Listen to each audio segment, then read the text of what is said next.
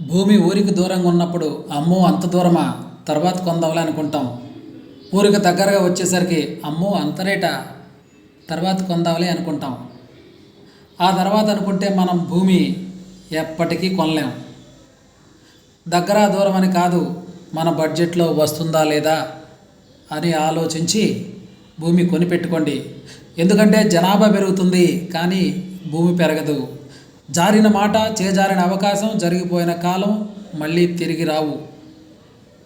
అందుకే కాలంతో పాటు పరిగెత్తండి. మనుషులు మోసం చేస్తారు కానీ భూమాత మోసం చెయ్యదు. ఒకసారి నమ్మి చిన్న పెట్టుబడి పెట్టండి, కోట్లలో ఆదాయం పొందండి. మై డియర్ ఫ్రెండ్స్, భూమి మీద ఇన్వెస్ట్ చేయండి, ధనవంతులు కండి. ఇది నా వ్యక్తిగత అభిప్రాయం. Thank you very much.